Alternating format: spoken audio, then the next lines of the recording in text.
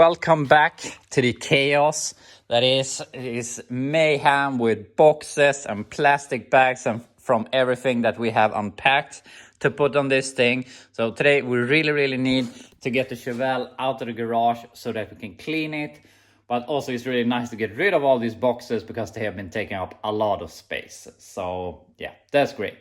So we're gonna continue here where we left off. We really need to put some oil in the rear axle, and we're gonna do a quick bleeding, see if we have any air in the system, put it down on the ground, and after that we are going to put on this that I picked up this morning. That is a power steering bracket, so that we can get the power steering to work, which would be really nice. I have a really small steering wheel, so it's pretty hard to turn right now.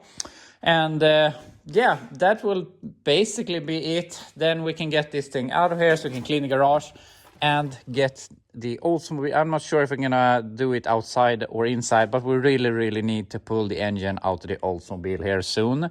So hopefully we can start with that here today. Also, I got a package yesterday from one of my viewers here in Sweden that apparently has got tired of me complaining not having a strobe light. So he sent me this thing, and he told me that this thing is probably older than me. And I took this apart and because he said that the batteries was probably bad. And I checked these, and these are from March of 94. So, I mean, I'm from 91, so almost as old as me. And this wasn't necessarily put in when this thing was brand new. But it is working, but it is flashing a bit not bright enough. But I mean, it's amazing that batteries that are what will that be, 31 years old is still working. That's unbelievable. But we're gonna put some new batteries in that thing. I already bought some new ones, and I want to check the timing on the Suburban, on my truck, and maybe some other stuff. But I really appreciate that. But anyway, if we're gonna achieve something here today, we're gonna start working. So we're gonna start directly by filling up the rear axle and then do some bleeding. I'm filling the rear axle with oil, have a funnel there going into the housing. And obviously this flows really slow, so I'm filling up and waiting a while, filling up and waiting a while. And while I do that, I am trying to bleed the system, and I'm actually not getting any air. So I think the gravity bleed on this thing has really worked out. But I just wanted to show you what I do when I bleed brakes alone. I take the first best thing I can find and pump the pedal with, in this case a shock wedged in one of the rust holes. And we have some pressure there. Then we can just go back. We're prepared here, and we can just open and bleed it. And as you can see, there's no air coming out. So I really think the gravity bleed worked on this thing. But also, I mean, this is a very old brake system. If you have a more modern system with ABS and stuff like that, probably not going to work in the same way. But in this case, it seemed to work anyway. So I only have to bleed the right rear, or test it, see if there's any air. Then the brakes are all done. We're soon filled up the rear axle, and I think we can throw this on the ground. Wheels are on, rear axle is full of oil, and I have bled all the wheels. I had a little bit of air come out in the right rear, but it was very close to good just by gravity bleeding it. And now that we have this thing on the ground, it looks way better with the wheel alignment, at least the camber. And if we look over here, it looks good also. The only thing is that we have some toe out, which obviously isn't good. So I think we need to cut the tie rods 1/2 inch or each side or something so that we can turn it in a little bit more. But I'm not going to bother with that right now. So we're going to call that good. But I would like to put on the power steering pump. And this is the universal bracket I bought. You have two of these. The pump is sandwiched in between, and here you have the adjuster. And this bracket is supposed to go down here to hold the pump, and then we have our steering gear there and the hoses. But the thing is that these two holes are not drilled or threaded on this engine, on this block. And I have never come across that. All small blocks I've seen have had those holes threaded and done. So with that, unfortunately, these are not going to work as of right now. I am 100% certain that this engine, in whatever engine it came in, it had a power steering pump. I'm really certain of that. This was a 70s engine. Power steering was basically mandatory or in every car in the middle to late 70s. So it must have had some other bracket set up that used other bolt holes. But I mean, obviously you can drill and tap them, but there's a bunch of stuff in the way and I really don't want to bother right now. From the website I bought that thing, there is another bracket in aluminum, which I don't think that they look that good, but it uses these two holes, which obviously would work for us. So I'm gonna go ahead and buy that bracket instead so that we can get this together. But with that said, we don't have that bracket right now, so we can't fix the power steering as of right now, but that's not a big issue.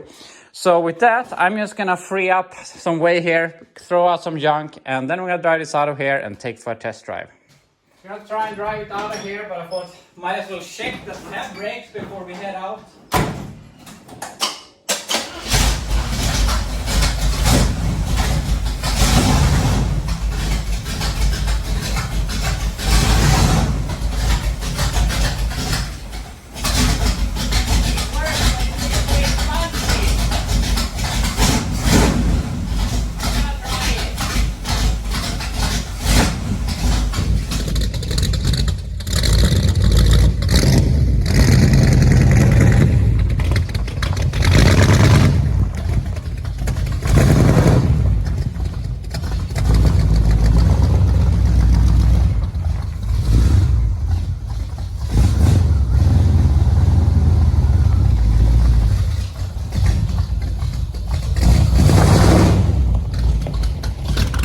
So I have been enjoying driving the Oldsmobile this summer, but I can't lie, I'm really looking forward to start driving this thing. It sounds amazing. It's probably a lot slower than the Oldsmobile, but I mean, who cares? It sounds cool and it looks cool.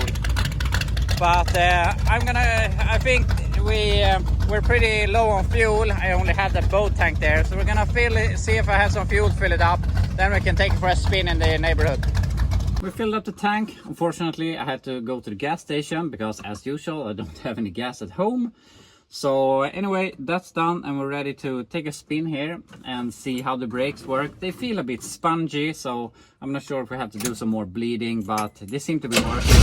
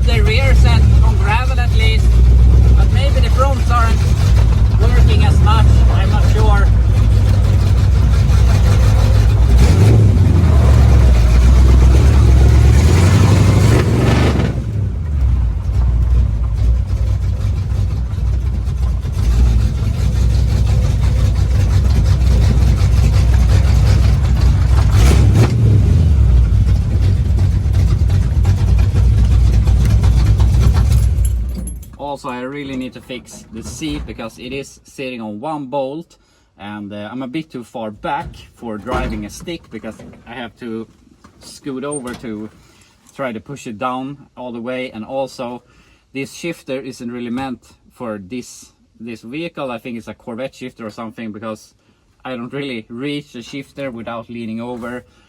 So either we have to move the shifter back, or more probably get another shifter, or I mean just the stick. But as I said, this is I just got this thing running, and then I just driven it out in and out of the tent a bunch of times. And after that, I mean, now we did the brakes, so I haven't really tested this thing. There is still hundreds of improvements left to be made, but one thing at a time. We have brakes. I think we have to look a little bit more on them. It runs a lot better with the front suspension now. I feel that it's a bit wobbly since obviously it has toe out instead of toe in, but we can just cut those tie rods and we will solve that problem. But all in all, I would call it a success, and I would really like to do more work, but we really need to pull the engine out of the Oldsmobile. And we have to take a decision here, because either we can drive it inside the garage, which obviously is nice, but or we can work outside, which is nice because we can use the forklift and we don't have to pull it out of the garage later on with the forklift. But the thing is that tomorrow there's gonna be a lot of rain, so I don't want to be stuck with it out tomorrow. So yeah, we'll see. I have to think about how we're gonna do this the best way. So I've decided we're gonna pull the engine outside, so I moved around the cars a little bit. So we're gonna park the Oldsmobile there so that we can remove the engine with the forklift, because I think that's gonna help us a lot, since we're going to pull the engine with the transmission and everything on it. So yeah, we're gonna start it up here for the last time, at least in my ownership, with this engine. I mean, obviously the Chevelle sounds cool, but I mean, this has its own sound to it, and sometimes it starts to have this blower surge, but it's very rare. But for some reason it did that now, maybe because it's cold. But also you can't compare the exhaust on that thing to this thing. That's a 3-inch without any muffler. It's straight pipe for the moment. We're gonna put mufflers on it. This thing has a 2.5-inch with some small mufflers on it. But I'm really curious how this engine is going to sound when we put it in the Blazer and put the headers on it, and we'll see if we do a 2.5 or 3-inch. But on this thing we're gonna have some chambered mufflers, maybe X-pipe, I'm not sure. But yeah, that will be in the future. But now we're gonna move the Oldsmobile for the last time and start pulling stuff from it. First things first, we got the hood off this thing for the last time, and when I made this hood I thought that I would be removing this thing a million times, but I gotta say, since I got this engine in the car, it has been running super good. And basically the only problem I've had is that I have thrown the alternator belt a bunch of times, so I think it doesn't really line up perfectly. But yeah, I have gone through like 3 belts this summer, but that's the only issue I have had. So all in all, I'm super happy with this engine, and I'm really happy to keep it and put it in something else. And I mean, my plan is to put it in the Blazer, but it doesn't necessarily mean that it will stay there forever. So yeah, anyway, also my hood here, and I am so happy with the result on this hood. And I mean, I have never basically worked with fiberglass, and we made a hood that worked all summer. And the first time I was out driving this thing, it was flopping around like crazy, and I thought that it would fly off. Then I made some last minute reinforcement, and then it has just been perfect. I've used it all summer and I haven't been worried once. So he's not getting that thing with the car, he's getting the original hood, so I'm gonna put that thing up on the wall as a memory. But anyway, now we're gonna start pulling some bits and pieces here and eventually pull the whole engine. So I was just going to put it up on jack stands and remove everything under. Then I was going to update you. And then I was like, I'm just going to remove one more thing. And now eventually it is already ready to be lifted out. Rad is gone. Headers are gone. This one doesn't really want to come out without removing the oil filter. So I'm hoping that we can finagle the engine out without removing the header, or just lift it and probably the header will fall out. But all the wires are removed, and yeah, it is ready to be thrown out. And this is taking like 2 hours or something. And I'm looking back to when I was working on my truck, and it took like a full day to loosen everything to be able to remove the engine. So this is so much nicer to work on. But before we put it down on the ground here and start lifting out the engine, we're gonna put on the original wheels here in the front while we have it in the air, since this is how I will be selling it, and I'm keeping the turbine wheels. So fix the wheels, down on the ground, and then pull the engine. We're down on the ground here again, got the original wheels in the front, and obviously the turbine wheels are really cool, but I really like the look of the steelies with the white wall. But I mean, different kind of looks. But anyway, we are all ready to start lifting this thing out. I hope that we can get it out without interference of the header, but I guess we'll see. We're gonna start lifting it.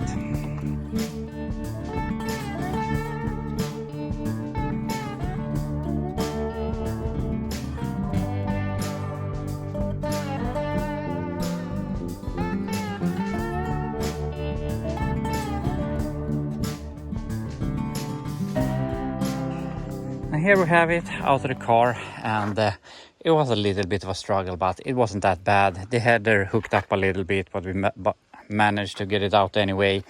And I had to put on this ratchet strap so that I could get it more of an angle so that we could get it out. But I would say it went pretty smoothly. So now we only have some other small stuff. I mean, this was the biggest issue, but we're gonna change the wheel, steering wheel, and we gotta clean it and make it look nice for the next owner. Yeah, we gotta put on the hood. That's a project in itself. But now we have this thing out of here, and we have to find a place for it. And in case you're wondering, why did I bother saving this transmission? And I mean, I sold it as a roller, and I mean, no one wants a 3-speed on the three-speed manual. 99 people out of 100 wants an automatic. The last person, he wants a 4-speed. There's no one that really likes a 3-speed. And the guy that buys this thing now, he has an Oldsmobile engine with an automatic and so on. So he has everything to get this thing running and driving again. But with us saving that, I'm also saving the drive shaft, which means that we will have this complete running gear, whatever, transmission and everything. And I actually have a vehicle that I think that this should fit in pretty well. And as I said, I don't really like 3 speeds, but it is at least some transmission, and it's not worth a lot of money. And there is a vehicle that I have that is not worth a lot of money and not really worth my time, but also I can't bear myself to junk it. And that is my 65 Chevelle here that has been shortened. It was supposed to be made into a truck years ago. I would like to cut the roof of it, make it into a convertible without a roof. And this thing was originally a 3-speed with the inline 6. But now we have a complete 3-speed with the drive shaft that should fit this thing. I mean, the Oldsmobile and the Chevelle is basically the same car. And we only need a V8, which I also have. So we have a complete running gear to get this thing up and running if we would want to do that. And I really want to save that thing for some reason. And I'm not sure when that is going to happen. But now, maybe when we feel like it, we can take a week where we put in that transmission with an engine and drive shaft and everything, and probably make that thing run and drive within a week. So I think that would be pretty fun. But yeah, that's for another day. But anyway, now I'm gonna find somewhere to stash this thing for now until we put it in the Blazer, and then we can continue with some other stuff. we got the engine out of the way and I cleaned up some other stuff. And I gotta say, I am really tempted to really work on everything I own right now. I want to take that supercharged engine and I want to put it in the Blazer. And just as much as I want to do that, I want to take the engine out of the Blazer and put in the yellow Nova. And I really would like to just take an engine, mate it to that 3-speed, put it in the 65 Chevelle, and I would like to work on the Super B and yeah, basically everything I own, except maybe one project. And I would really like to drive this thing, because I would really like to have something that probably gets above 10 miles per gallon, which I hope that this thing will get with the little diesel I have for it. But man, I am not in the mood of doing all the rust repairs on this thing, but I would really like to start driving it. But who knows, maybe I get some motivation to work on the rust, but not right now. But I'm not really sure which order we're gonna take all this in, but it's fun to want to work on everything, because I have had periods when I don't want to work on anything. But anyway, we really need to keep our focus here right now, and I want to keep focusing on the outside. I start cleaning out some of my personal belongings out of the car, but we need to get the hood on it, which means that we need to get rid of my hood pins, need to install the hood hinges, but also we need to get the hood on. And here we have a problem that I have been pushing off, and that is all of the residue from the duct tape that I used so that we wouldn't ruin the paint on the hood. But this has been sitting and baking all summer, and it actually feels that it's pretty easy to remove it. But since we have to clean this thing and also have to clean the car, I thought we might as well put it on so that we can pressure wash the whole thing later on to make it look as nice as possible for when the new owner comes and picks it up. But yeah, time to get the hood on the car. Hood is on, and it actually was a bit of a mess getting that thing on, but eventually I managed to do it, and I had to adjust the hood hinges back and forth, and eventually it fit. But I did something here that I should have done so long ago, and that is I made these are just 2 bolts that I cut off the head of.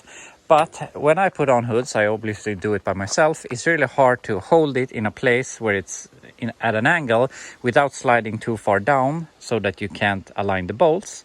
So now I have these that you can thread in to 2 of the holes, so that when you're tilting it up, you can align those with 2 of the holes and get a grip on the hood hinges. Then you can just hold it up while you put in the other 2 empty holes, and then you can remove these and put in the last 2 bolts.